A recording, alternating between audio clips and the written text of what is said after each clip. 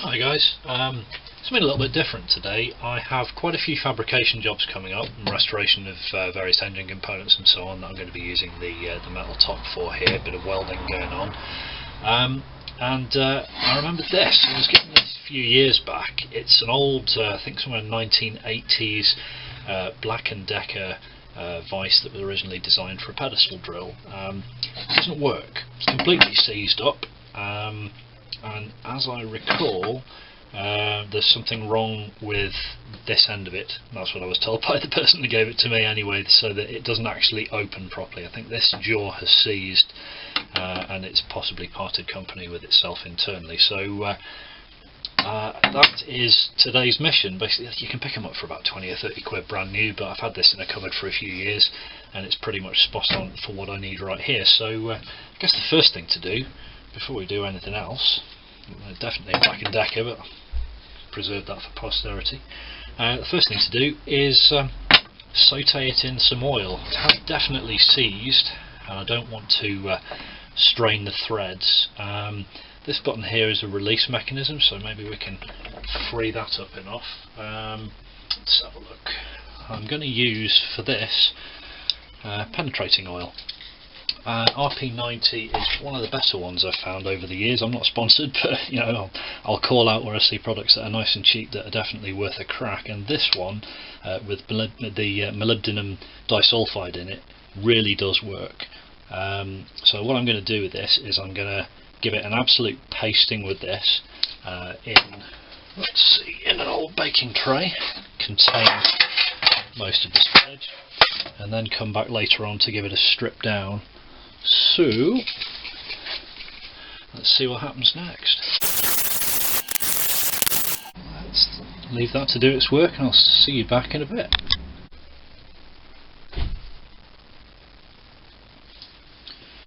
Okay, so that's now had plenty of time to penetrate into the rust. Let's move that aside.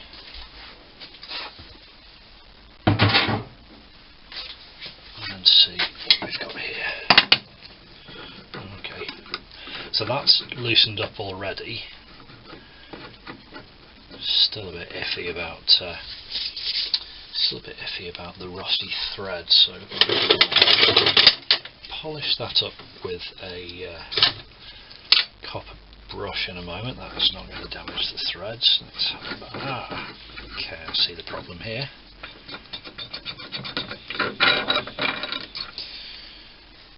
See the little groove around the end there? There should be a circlip around that holds it in place in the back of that jaw. So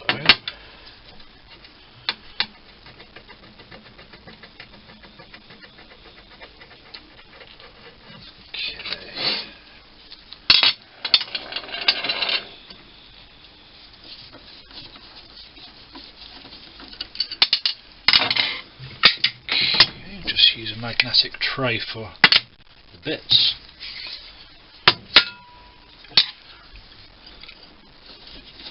£7 in Halfords, by the way. Really useful gadget. I would strongly recommend one of those to anyone who works with metal components.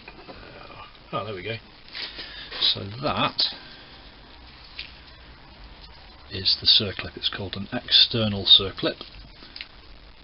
And that is what holds the threaded section here against the inside of that plate. So that needs to be replaced. That's clearly stretched. So one circlip required. That's the inner jaw.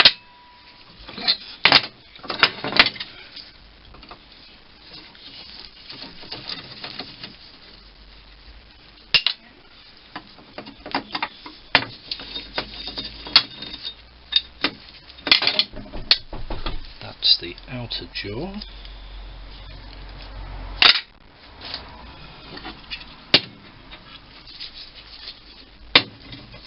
And now 2 screws in here to release the rails.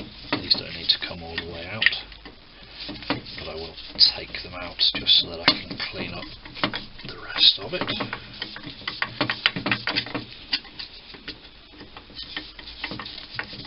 simple construction. Not really an awful lot that can go wrong. In this case, the only thing that has gone wrong, apart from the rust, is one external circlip. That's nice and easy to replace. Bit of a trick to it, but that should be fine. So that's now working loose nicely.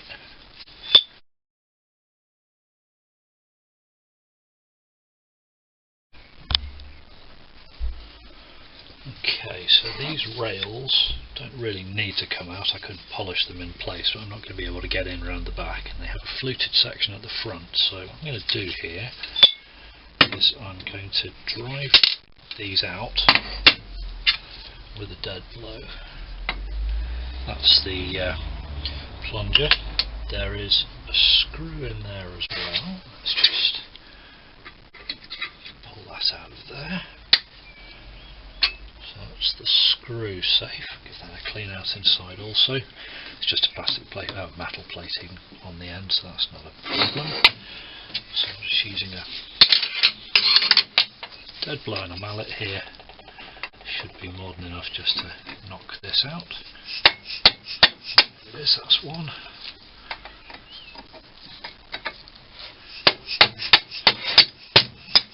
And that's the other.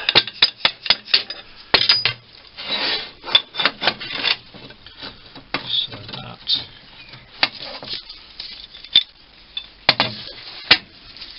the grub screw fits into the slot, holds it in tight, and the knurled end there basically stops it from spinning, so polish that up. Same with this one, just needs another tap or two.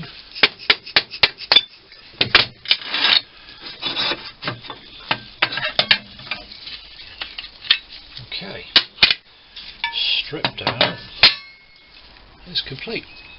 I'll just give these a wipe around with an oily rag and be back in a sec for reassembly.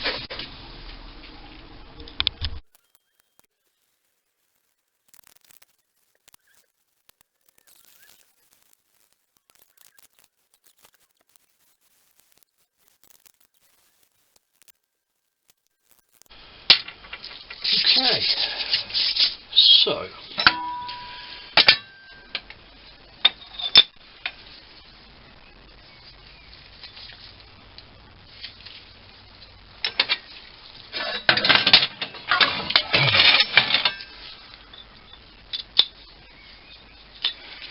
that groove there is where the circlip holds that in place. So ideally I want a washer behind that, if I can find one that fits, and then the circlip in front of that, so that it doesn't move around too much. Let's see what we can find.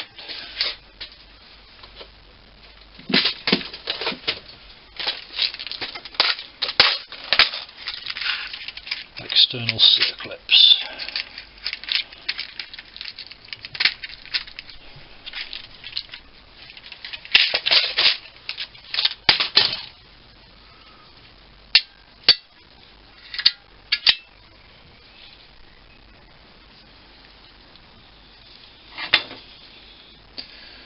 That's the one. So we'll fit that in a moment.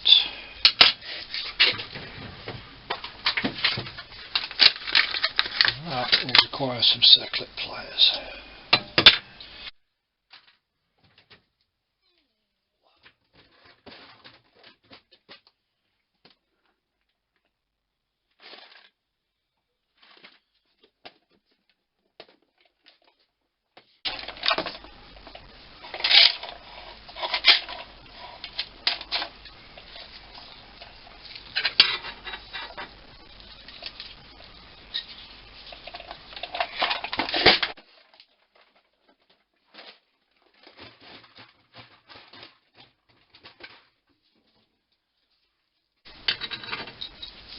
And a washer.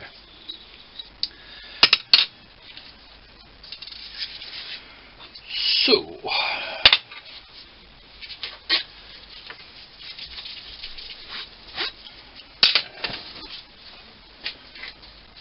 are going to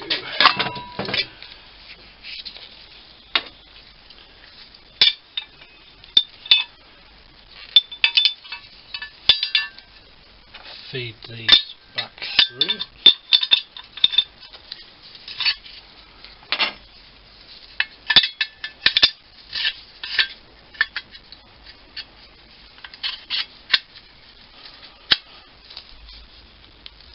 They lock in place underneath with these two club screws. Oh, schoolboy error. Put away my dead blow.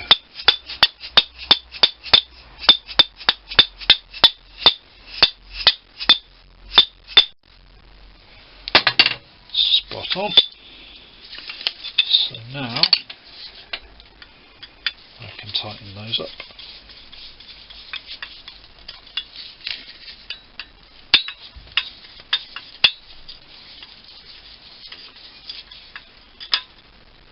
And that is the rail secured back in place.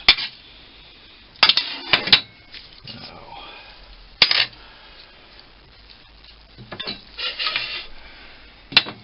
two pieces that have to go in next are the spring that fits on the bottom of this. This is the gadget that holds the thread in place but allows you to quickly release it. So, the screw in the middle. Just locate that. Use a pair of long nose pliers. That is done.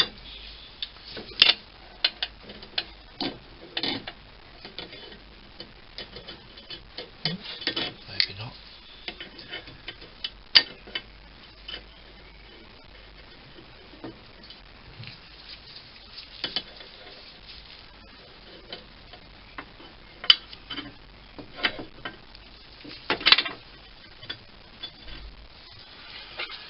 Okay, so this now goes in here. Let's reassemble bolts. Okay, so this is the part where we put the washer on, just to pack it out a little. And now the fiddly bit. There's these circlip pliers. Stick into the inside and very gently spread the circlip enough that you can actually position that over the end of the metal part with the groove in it.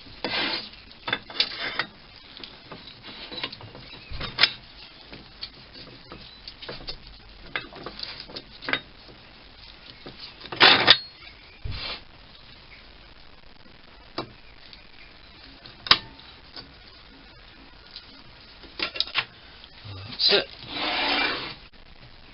Okay guys, it's conscious of the fact that just fixed that with a very tiny circlip, probably not that easy to see what's going on, so I'm going to use the handle section here just to show you what just happened. So if you imagine that this smooth section in between the two knurled sections there is the same as the groove at the other end, effectively what happened is we took a piece of metal that is too big to push over the end, put these pliers into it, use the pliers to expand it, popped it over, released it. That's it. That's how an external circlip works. That'll now stay in place because it's too big to come back off. Same thing again to release, ever so easily. Just expand, remove, release. External circlip. There you can see the circlip there moving around. So the circlip holds the groove nice and tight the way it overlaps there from the little groove in the end of the spindle, and the washer nicely packs it out. So now that rear jaw is locked tight onto the end of the spindle, and by depressing this button we can disengage the thread and move it.